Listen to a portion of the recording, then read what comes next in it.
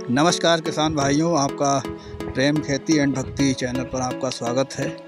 हम यहाँ पर क्रॉप सर्वे कर रहे थे। जो हमारे खसरा हैं उन खसरों की फीडिंग कर रहे थे, उसमें हमारी ड्यूटी लगी हुई थी।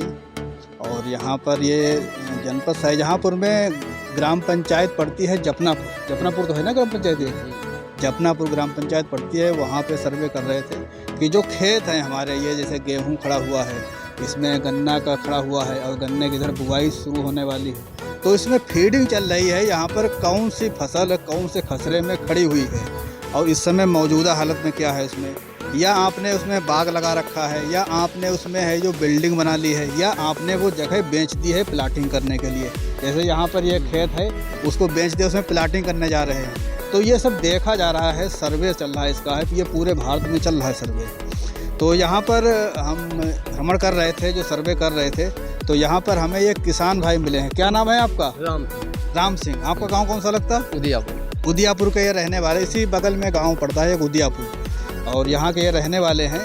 हम यहाँ पर इसलिए रुक गए कि यहाँ पर ये इनका बहुत थोड़ा सा क्षेत्र है और ये गन्ने की बुआई यहाँ पे करने जा रहे हैं। ये जो गन्ने के जो टुकड़े काट के ये बोने जा रहे हैं, ये हम दिखाना चाह रहे थे कि पहले हम लोग गन्ने की बुआई करते थे तो ये गन्ने के टुकड़े काट लेते थे 3 आँख का, 2 आँख का। जैसे ये कटा हुआ है, इसमें 2 आँख हैं। तो इसमें टुकड़े काट करके बोने से इसका फ़ायदा ये होता है कि हम लोग जब इसकी बुआई करते हैं तो एक तो बीज भी कम लगता है, दूसरी चीज़ जब इसका अंकुरण अच्छा होता है, तीसरी चीज़ ये होती है जुगर आप इसमें थोड़ा यहाँ पे दवा या पानी में दवा मिला करके और इन टुकड़ों को उसमें थोड़ा डुबो दें, 5 मिनट 10 मिनट के लिए डुबो देंगे तो ये दोनों साइड से इसमें दवा चली जाती है, तो इसमें सड़न गलन ये नहीं होता है। तो ये हमारे है जो अंकुरण बहुत अच्छा होता है और वो इनके जो पोए होते हैं वो ख़राब नहीं होते हैं, उसमें कीड़े बीमारी लगने की है जो संभावना बहुत कम हो जाती है। तो इसलिए इनको क्या करते हैं, हम लोग डुबो लेते हैं।